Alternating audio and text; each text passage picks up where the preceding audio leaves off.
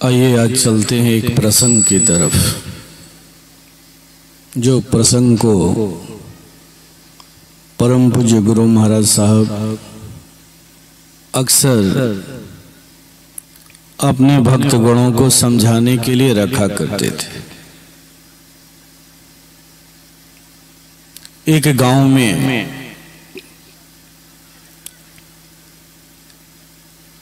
एक व्यक्ति रहा करता था जो धनहीन भी था और पुत्रहीन भी था, संतानहीन भी था।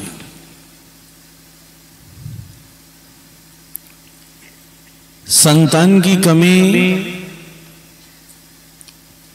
उसे उतना अखरती नहीं थी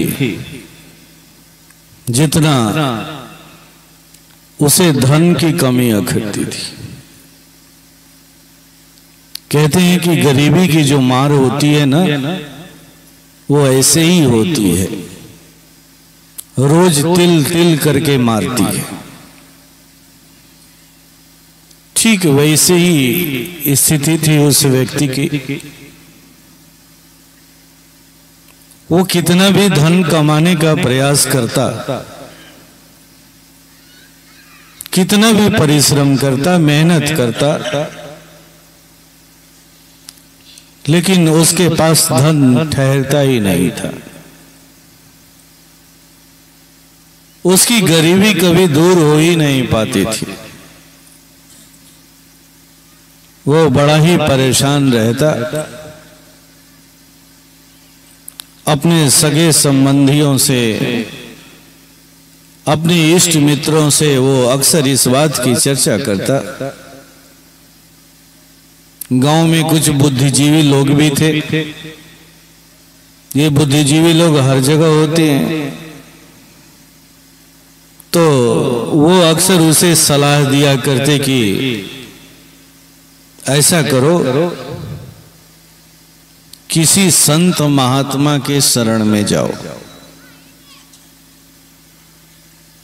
किसी संत महात्मा को पकड़ो, साधु सन्यासी को पकड़ो,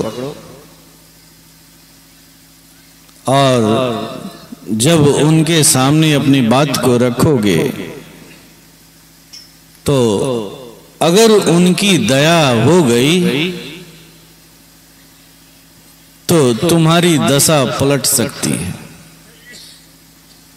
तुम्हारी गरीबी दूर हो सकती है। और एक दिन ऐसा संजोग बना भी,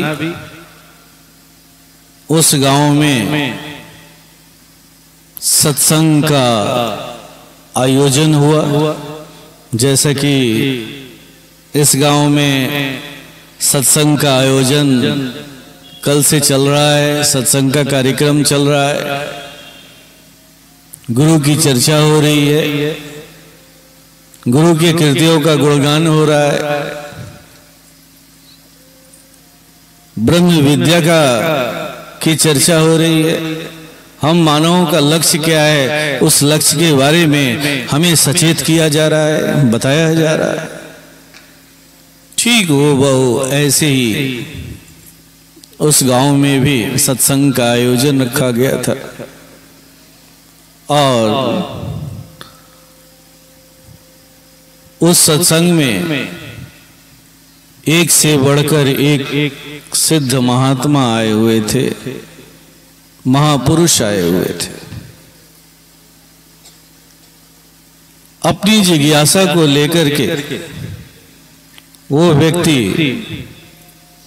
एक महात्मा के पास पहुंचा और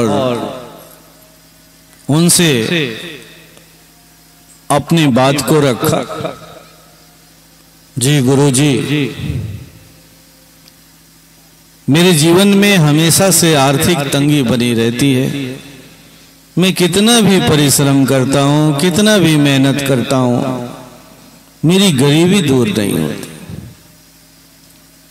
आप ऐसा कुछ उपाय बता देते, हम पर दया कर देते, कृपा कर देते, हमारी गरीबी दूर हो जाती।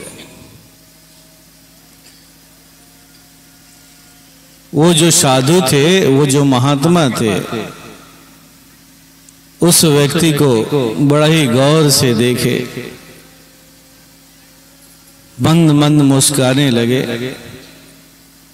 लेकिन उन्होंने उसका कोई उत्तर नहीं दिया। उसकी बात सुनकर के मौन हो गए। इस तरह से वो व्यक्ति उसके अलावे अन्य दूसरे महात्मा के पास गया, तीसरे महात्मा के पास गया, सब जगह यही स्थिति बनी। उदास होकर के अपने घर लौट गया। लोगों ने पूछा क्या हुआ, तो उसने कहा कि मैंने अपनी बात सबके सामने रखी, लेकिन किसी ने मेरी बात को नहीं सुनी, सभी ने मुझे नजरअंदाज कर दिया। उस गांव में एक बहुत ही चालाक व्यक्ति था। उस व्यक्ति ने कहा, उसे मशवरा दिया कि इतनी बड़ी चीज तुम मांगने जा रहे हो, अपने जीवन की जो दशा है वो बदलने के लिए तुम याचना करने जा रहे हो, इतनी कीमती चीज मांगने जा रहे हो, क्या समझ रहे हो ऐसे ही मिल जाएगा? इसके लिए तुम्हें सबसे पहले उन्हें खुश करना होगा, खुश करना। और जब खुश कर लोगे तो फिर जो मांगोगे वो मिल जाएगा। ये सबसे बड़ा सूत्र है। किसी से अगर कुछ पाना चाहते हैं तो पहले उसे खुश करना पड़ता है। खुश करने का तरीका क्या होगा? तो उसने मशवरा दिया कि सबसे बढ़िया तरीका है सेवा। सेवा एक ऐसा माध्यम है जिसे किसी को भी खुश किया जा सकता है।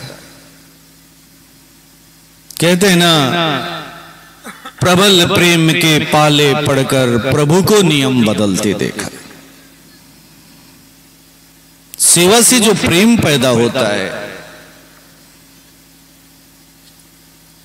और जब उस प्रेम को परमात्मा भी उस प्रेम के वशीभूत हो जाता है, वो अपने नियम को बदल देता है, बदल देता है, बदल देता है। ऐसा देखा गया है। तो उसने इसी तरह से उसे समझाया कि पहले जाओ, जो तुम्हें उसमें श्रेष्ठ महात्मा लगे, योग्य पुरुष लगे, सिद्ध पुरुष लगे, उन्हें पकड़ो और पहले उनकी सेवा करो, उनके सेवा कार्य में लग जाओ, उन्हें प्रसन्न करो। सेवा का प्रेम, सेवा से जो प्रेम पैदा होगा वो उन्हें बाध्य कर देगा, बाध्य कर देगा। तुम जो चाहोगे वो तुम्हें मिल जाएगा। उस व्यक्ति को बड़ी ये बात अच्छी लगी और वो अपने घर से निकल करके उनमें से एक महात्मा का चुनाव किया जिससे वो आकर्षित था और उनके आश्रम में पहुंच गया। सत्संग समाप्त हो गया था, सारे संत महात्मा अपने अपने आश्रम को चले गए थे। वो भी पता लगा करके उनके आश्रम में पहुंचा और बिना कुछ कहे वो आश्रम की सेवा में लग गया। नित्य सेवा करता, जो भी आश्रम का काम होता वो बड़ी तन्मयता के साथ, मेहनती जो था, वो कामचोर नहीं था, काफी मेहनती था, तो वो सेवा करता, हर कार्य को आगे बढ़कर के करता। धीरे धीरे आश्रम के लोग उससे खुश होने लगे।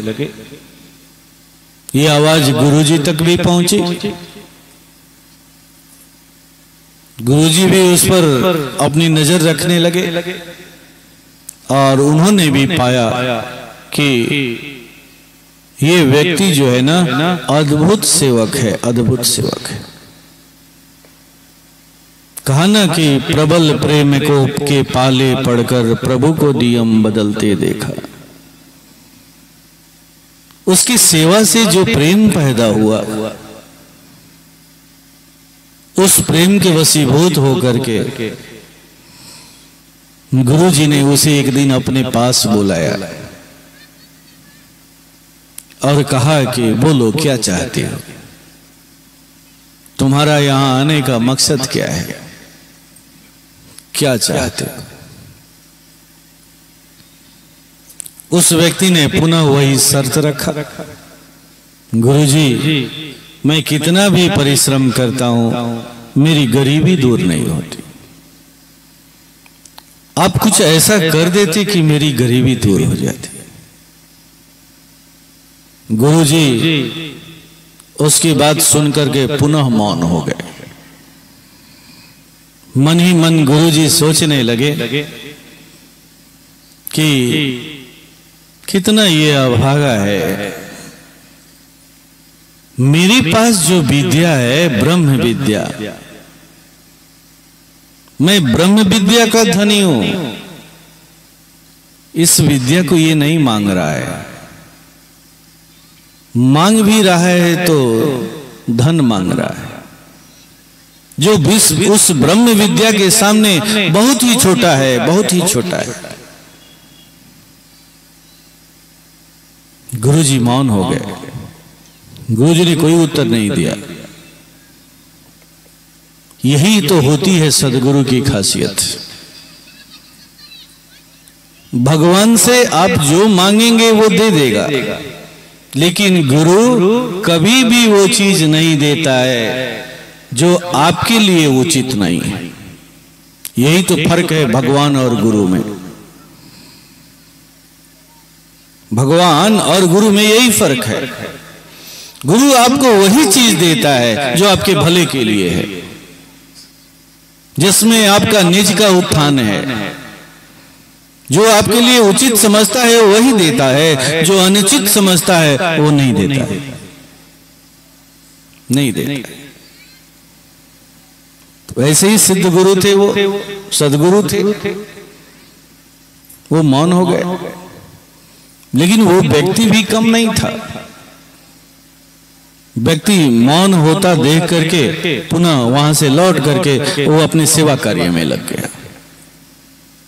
उसी तरह से वो तन्मयता के साथ आश्रम का सेवा करता रहा, भक्तों की सेवा करता रहा, गुरुजी की भी समय समय पर सेवा करता रहा।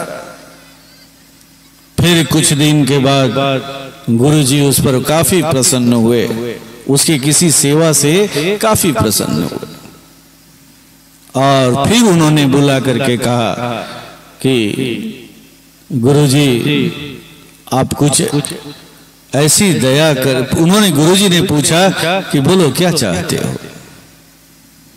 तो फिर वही वो अपनी पुरानी बात दोहराया कि गुरुजी मेरी गरीबी दूर कर देते, मेरी गरीबी अमीरी में बदल जाती, अगर मुझे कुछ चाहिए तो यही चाहिए।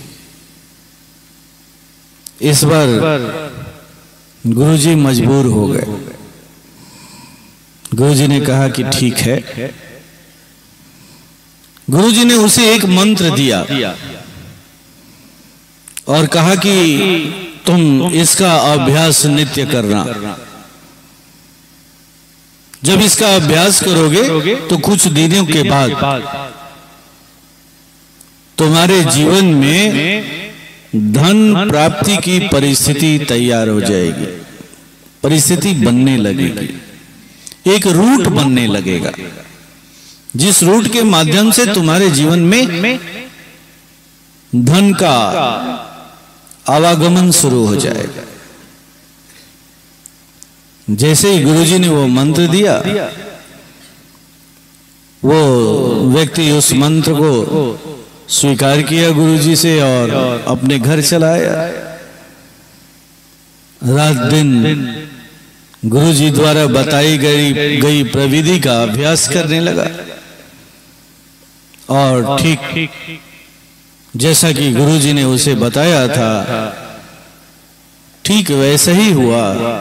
उसके जीवन में धन के आने का रास्ता खुल गया। अब धीरे धीरे उसकी गरीबी दूर होने लगी और कुछ ही वर्षों में अपने गांव का सबसे संपन्न व्यक्ति बन गया वो। अपनी गरीबी की जो उसकी गरीबी दूर हुई उसका वो आनंद अब लेने लगा, अपने अमीरी का आनंद लेने लगा। एक दिन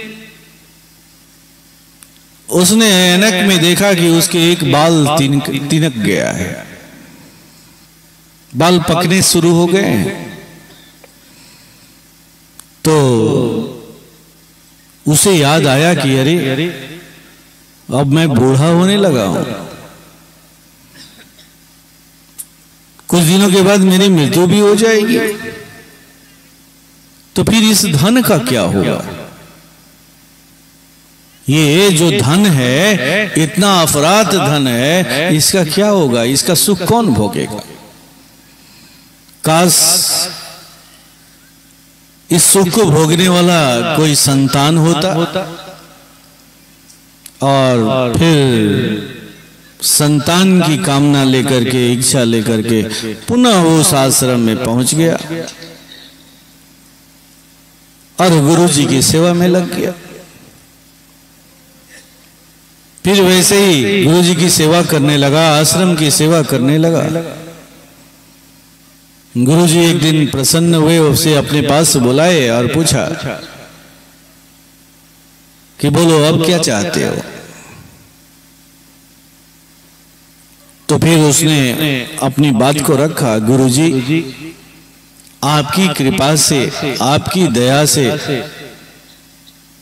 मेरी गरीबी दूर हो गई है, मेरे पास अपराध धन हो गया है, लेकिन अब मैं बूढ़ा हो रहा हूं, कुछ दिनों के बाद मेरी मृत्यु हो जाएगी, फिर इस धन का क्या होगा? तो मैं सोचता हूं कि आप मुझे एक संतान दे देते। धन भी तो आप ही का दिया हुआ है ना, और संतान भी आप ही दे दें, ताकि वो जो संतान है ना, उस धन का सुख उठा सके, उसका भोग कर सके। मैं यही चाहता हूं गुरुजी, ऐसी कोई कृपा कर देते, कोई विधि बता देते कि मुझे संतान सुख प्राप्त हो जाता।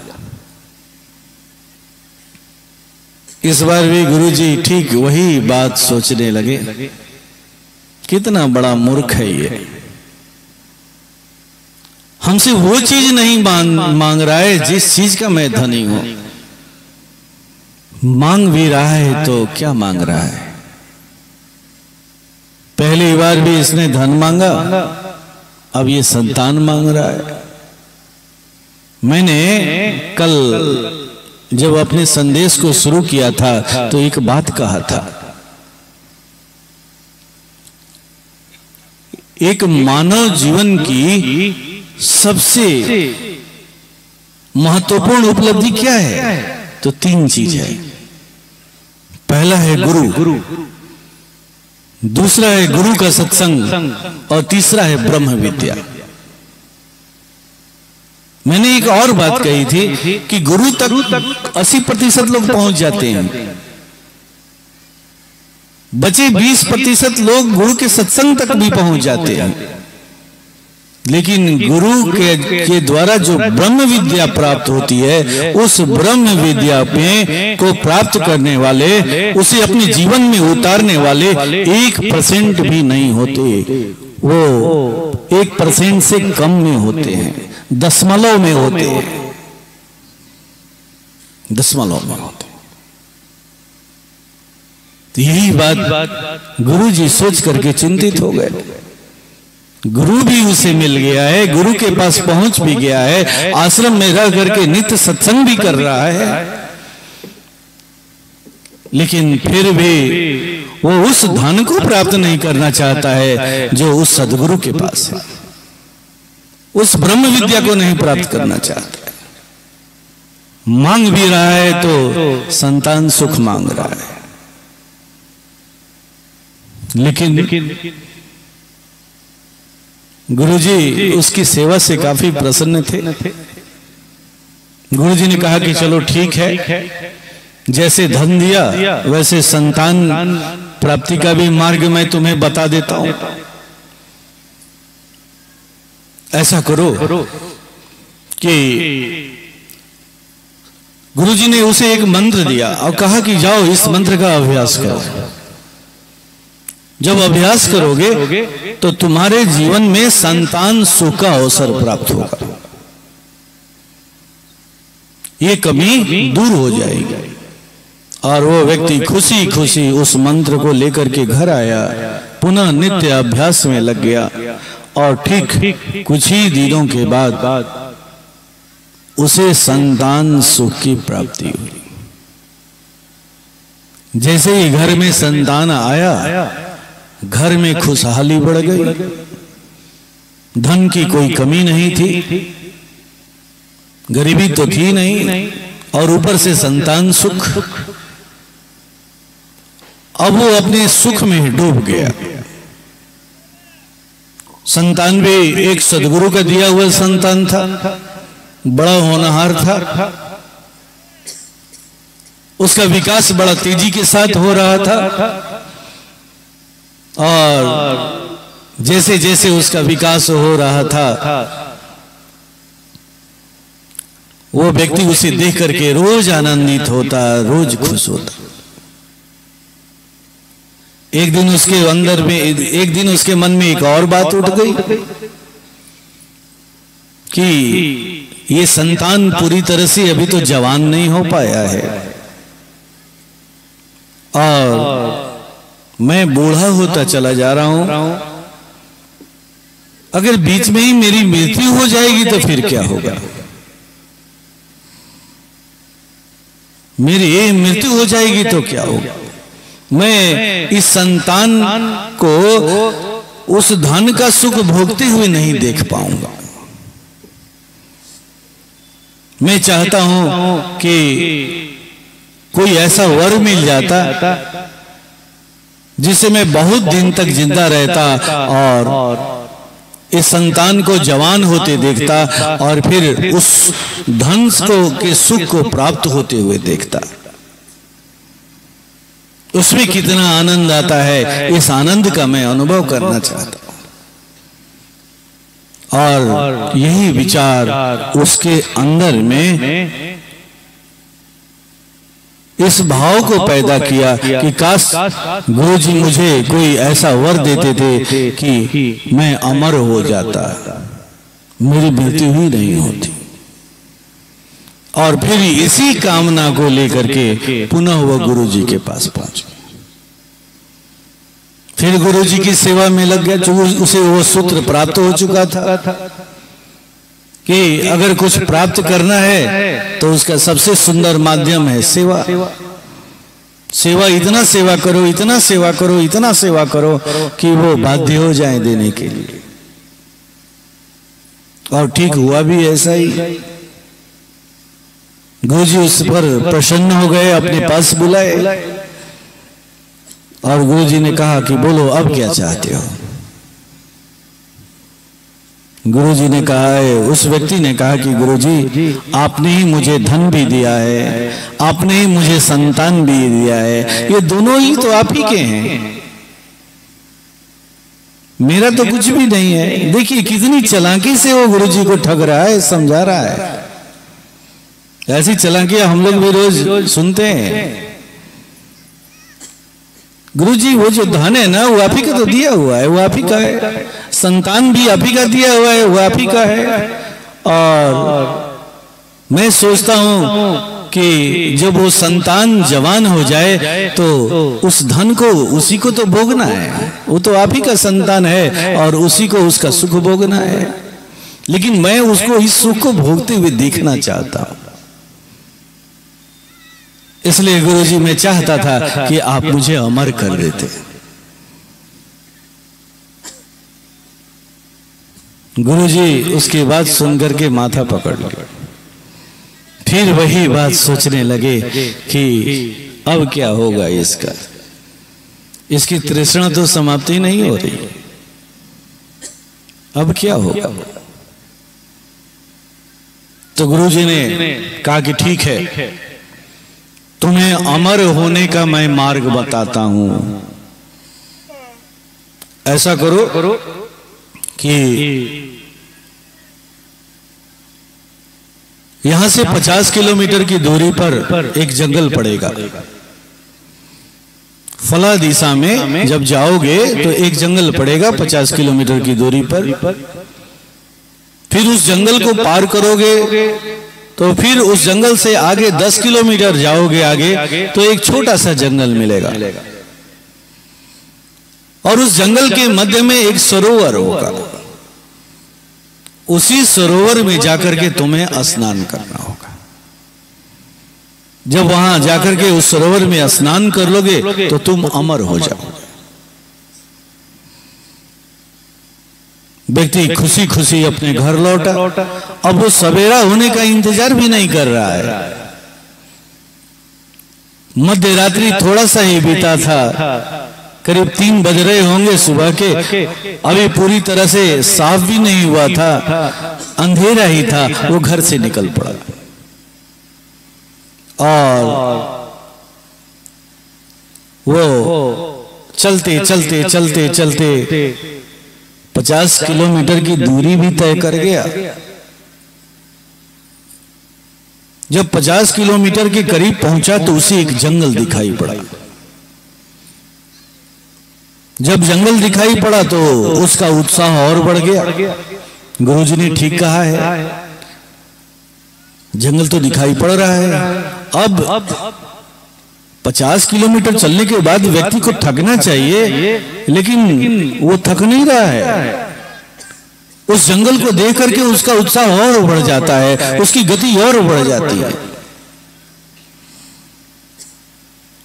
अब वो उस जंगल को भी पार करता है। पार करके फिर 10 किलोमीटर आगे बढ़ता है तो फिर एक और जंगल दिखाई पड़ता है। गुरुजी ने जैसे जैसे बताया था वैसे वैसे मिलता जा रहा है, उसका विश्वास बढ़ता जा रहा है और इस तरह से वो उस छोटे से जंगल के मध्य में प्रवेश करता है तो देखता है कि सचमुच जंगल के मध्य में एक सरोवर है। सरोवर को देख करके वो खुशियों से झूम उठता है। जल्दी से कपड़ा वगैरह उतारता है। अब वो कोई देर करना नहीं चाह रहा था, वो चाह रहा था कि जल्दी से उस सरोवर में उतरूं, उसमें डुबकी लगाऊं और अमर हो जाऊं। जैसे ही सरोवर में उतरने हुआ कि एक आवाज आई, ठहरो, रुको। तो आवाज को सुनकर के वो चौकन्ना हो गया, इधर उधर देखने लगा तो कुछ भी दिखाई नहीं दे रहा है। तो उसे हुआ कि हो सकता है कोई भ्रम हो गया होगा। तो फिर उतरने का कोशिश करने लगा सरोवर में। फिर आवाज आई कि रुको, ठहरो। अब इस बार उसे विश्वास हो गया कि निश्चित है कि कोई न कोई है जो मुझे रोक रहा है। बहुत गौर से जब उसने देखा तो पाया कि सरोवर के ही किनारे में, दूसरे किनारे में एक वृक्ष है और वृक्ष के सबसे ऊंची टहनी पर एक कौवा बैठा हुआ है। और कौवा कहने के लिए वो कौवा है, उसके शरीर में कोई मांस नहीं है, केवल हड्डी कंकाल बचा हुआ है, कंकाल। ये आवाज वहीं से आ रही। तो व्यक्ति उस वृक्ष के पास पहुंचा। पहुंच करके उसने कहा कि क्या आप कुछ कहना चाह रहे हैं? कौवे ने कहा कि हाँ, मैं कुछ कहना चाहता हूं। कौवे ने कहा कि मेरी दशा देख रहे हो, मेरे इस शरीर पर कोई मांस नहीं रह गया है, सब कुछ गल गया है। मैं भी तुम्हारी तरह अमर होने के लिए यहां आया था और इस सरोवर में स्नान किया और अमर हो गया, लेकिन अब मैं चाहता हूं कि मेरी मृत्यु हो, लेकिन अब मेरी मृत्यु नहीं हो रही। अब स्थिति ऐसी हो गई है कि मैं उड़ भी नहीं सकता हूं, बूढ़ा हो गया हूं, शरीर का सारा मांस गल गया है, अपनी भूख और प्यास भी नहीं बुझा सकता। इसीलिए मेरे गुरुजी ने यहां मेरी ड्यूटी लगा रखी है कि जो भी इस सरोवर में स्नान करने के लिए, अमर होने के लिए कोई व्यक्ति आता है तो मैं उसे पहले एक बार चेता दूं, उसे इस बात को बता दूं। अगर आपको मुझ पर विश्वास नहीं है और कुछ विशेष जानना चाहते हैं इस सरोवर के बारे में, तो बहुत थोड़ी दूरी पर बगल में गुरुजी का आश्रम है, वहां आप चले जाइए। मैं आपको यही सलाह दूंगा कि पहले एक बार गुरुजी से जाकर के मिल लीजिए और फिर उसके बाद आपको जो करना होगा करिएगा। अब तो सरोवर के पास चले ही आए हैं, बहुत करीब है, लेकिन इस सरोवर में डुबकी लगाने के पहले एक बार गुरुजी से जरूर मिल लीजिए। तो वो व्यक्ति सोचने के लिए बाध्य हो गया कि अगर ये कौवा कुछ कह रहा है तो कुछ न कुछ बात जरूर होगा, चलो देख लेते हैं, गुरुजी से मिल लेते हैं। अब वो उस आश्रम में पहुंचा तो आश्रम के द्वार पर प्रवेश किया तो गुरुजी से भेंट हुई। गुरुजी ने कहा कि क्या तुम अमर होने के लिए आए हो? तो व्यक्ति ने कहा कि हाँ गुरुजी, मैं अमर होने के लिए आया हूं। मेरे गुरुजी ने ही मुझे यहाँ भेजा है कि जाओ फलां सरोवर में डुबकी लगाओ और लगाने से तुम अमर हो जाओगे, इसी उद्देश्य से मैं आया हूं। तो गुरुजी ने कहा कि ठीक है, अच्छी बात है, लेकिन अमर होने के पहले अमर लोक घूमना नहीं चाहोगे?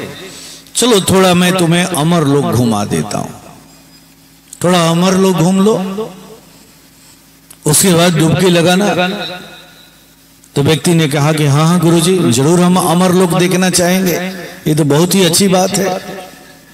और वो व्यक्ति अमर लोक के मुख्य द्वार पर प्रवेश करता है। जैसे ही प्रवेश करता है तो देखता है कि दो मोटे मोटे पहलवान आपस में लड़ रहे हैं, कुश्ती लड़ रहे हैं। एक पहलवान दूसरे पहलवान को उठा करके पटक रहा है, फिर दूसरा पहलवान उठता है, पहले पहलवान को उठा करके पटकता है। कभी मुक्के से मार रहा है, कभी लात से मार रहा है, कभी उठा करके पटक रहा है। खून से दोनों लथपथ हैं, लेकिन कोई मर नहीं रहा है, छटपटा रहा है, दर्द से करा रहा है, फिर उठता है, फिर जाकर के लड़ता है, फिर उठा करके पटकता है। कभी वो उसको पटकता है, कभी पहले वाला दूसरे वाले को पटकता है। जैसे ही इस दृश्य को देखा वो किसान, वो व्यक्ति तो थोड़ा सा अचंभित हुआ। गुरुजी ने कहा कि थोड़ा सा और आगे बढ़ो। जब और आगे आश्रम में बढ़ा, अमरलोक में और आगे बढ़ा, तो दिखता है कि चारों तरफ यही दृश्य है। कोई तलवार चला रहा है, कोई भाला चला रहा है, कोई डंडा चला रहा है, कोई लाठी चला रहा है, सब एक दूसरे से लड़ रहे हैं, कट रहे हैं, लेकिन कोई मर नहीं रहा है, कोई मर नहीं रहा है। दर्द से कराह रहे हैं, तड़प रहे हैं, रो रहे हैं, बिलक रहे हैं। अब उस व्यक्ति को समझते देर नहीं लगी। गुरुजी ने पूछा कि क्या तुमने अमर लोक का दर्शन कर लिया? तो हाँ गुरुजी, मैंने अमर लोक को देख लिया। क्या अब भी तुम अमर होना चाहोगे? ये जितने लोग भी हैं, ये सभी उसी सरोवर में स्नान करके अमर हो करके आए हैं, इस अमर लोक में का वासी बन गए हैं। लेकिन उनकी दशा क्या है देख लो। क्या तुम इस दृश्य को देखने के बाद आज भी अब अमर होना चाहोगे? तो उस व्यक्ति ने कहा कि नहीं गुरुजी, अब मैं अमर होना नहीं चाहता हूं। अमर होने का जो मोह है ना, अब मेरा भंग हो चुका है गुरुजी, भंग हो चुका है। तो गुरुजी ने कहा कि उसकी भूल के बारे में याद दिलाते हुए कहा कि तुम कितने बड़े मूर्ख हो, कितने बड़े मूर्ख हो। तुम ऐसे गुरु की सेवा में रहे जो गुरु ब्रह्म ज्ञान का धनी है, आत्मज्ञान का धनी है, ब्रह्म विद्या का धनी है, राजा है राजा। और उसके पास जाकर के भी, उसकी सेवा करके भी, उसके सत्संग को प्राप्त करके भी तुमने मांगा तो क्या मांगा? उस धन को नहीं मांगा, उस आत्मा की अमरता को तुमने नहीं मांगा, शरीर की अमरता को मांगा, धन की अमरता को मांगा, पुत्र के सुख को मांगा। लेकिन जिस सुख का वो राजा है, जिस सुख का वो धनी है, उस अमरता को तुमने नहीं मांगा। जाओ, वो एक सदगुरु हैं, उसी सदगुरु के पास जाओ और उस धन को प्राप्त करो। गुरुजी ने समझाते हुए कहा कि इस शरीर के अंदर में एक जीवन है, जीवन। और जब जीवन जो है शरीर को जब धारण करता है तो उसके पीछे उसका एक उद्देश्य होता है, जीवन धन को प्राप्त करना, जीवन धन को प्राप्त करना। और उस जीवन धन को बिना शरीर की सहायता से वो प्राप्त भी नहीं कर सकता है। जीवन ने शरीर इसलिए धारण किया था कि शरीर के सहायता से वो जीवन धन को प्राप्त कर सके। जीवन धन क्या है? तो वही है पुण्य रूपी धन, जिस धन को लेकर के हमें यहां से जाना है। हमें उस पुत्र को लेकर के नहीं जाना है, हमें उस अर्थधन को लेकर के नहीं जाना है, हमें उस पुण्य रूपी धन को लेकर के जाना है, हमें उस ब्रह्म विद्या को लेकर के जाना है। गुरुजी ने इस तरह से समझाया, और जब समझाया तो वो पुनः उसी गुरुजी के पास पहुंचा जिस गुरुजी से उसने वर प्राप्त किया था। गुरुजी के पास जब आया तो उसे पता चला कि ये सारा खेल जो है ना गुरुजी का ही है, इसी गुरुजी का है, इसी गुरुजी का है। वो जंगल का निर्माण करना, उस सरोवर का निर्माण करना, उस अमरलोक का निर्माण करना, फिर इसे भेजना, भेज करके इसके मोह को तोड़ना, वो सारा खेल उसी गुरुजी का था, उसी गुरुजी का था। और ऐसे गुरु को पाकर के वो निहाल हो गया, निहाल हो गया। ये है गुरु। मैंने एक बात आपको कही थी शुरू में ही कि इस संसार में एकमात्र गुरु ही ऐसा है जो कभी भी वैसी चीज आपको नहीं देता है, नहीं देता है जो आपके लिए आवश्यक नहीं है, जो आपके लिए आवश्यक नहीं समझता है, वो वही चीज देता है जो आपके लिए आवश्यक है, जो अपनी नजरों में वो आवश्यक समझता है। अगर आप इस भेद को नहीं समझ सकते हैं तो इस भेद को वो समझा देता है, समझा देता है, उस तरह से परिस्थिति बना देता है। आप अगर समर्पण नहीं करेंगे तो वो समर्पण करा देता है। इतना महान होता है सतगुरु। और फिर गुरुजी ने खुशी खुशी उसे उस ब्रह्म विद्या का ज्ञान दिया, उसका मार्ग बताया, और उस विद्या को प्राप्त करके वो व्यक्ति निहाल हो गया, निहाल हो गया। सचमुच हम सब मानव भी अगर इस मानव जीवन में आए हैं तो उसी ब्रह्म विद्या को प्राप्त करने के लिए आए, और इसी के लिए हमें एक गुरु की जरूरत पड़ती है, क्योंकि वो गुरु ही इस ब्रह्म विद्या का धनी है, इस ब्रह्म विद्या का राजा है। ये ब्रह्म विद्या कहीं दूसरे जगह नहीं मिलती है, उस गुरु के पास ही मिलती है। और गुरु का जो सत्संग है वो ब्रह्म विद्या की खेती करना सिखाती है। खेती कर, जैसे हम किसान खेतों में फसल लगाते हैं, खेती करते हैं, और जब फसल तैयार हो जाती है तो घर हमारा धन्य धान्य से भर जाता है। ठीक वैसे ही गुरु का जो सत्संग है ना, वो ब्रह्म विद्या की खेती करना सिखाती है, खेती करना।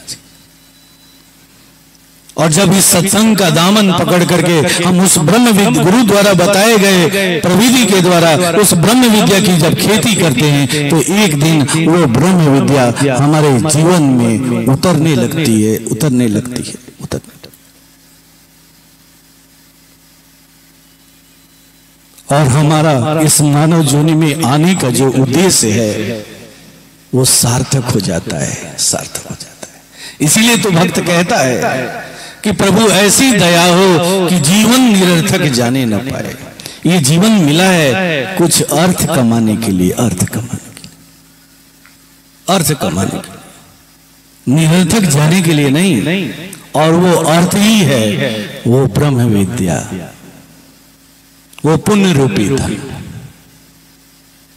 तो ये सत्संग एक ऐसे ही सद्गुरु का सत्संग है, और इस सत्संग की सभा में ऐसे ही ब्रह्म विद्या की खेती करनी सिखाई जाती है, खेती करनी सिखाई जाती है। आइए उसकी खेती करें हम सब।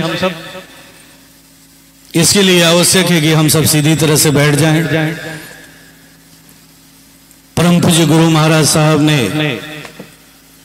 आप सबों को जो प्रविधि दी है, आप सब वैसा ही करेंगे, उसमें कोई फेर बदल नहीं करेंगे, कोई परिवर्तन नहीं करेंगे।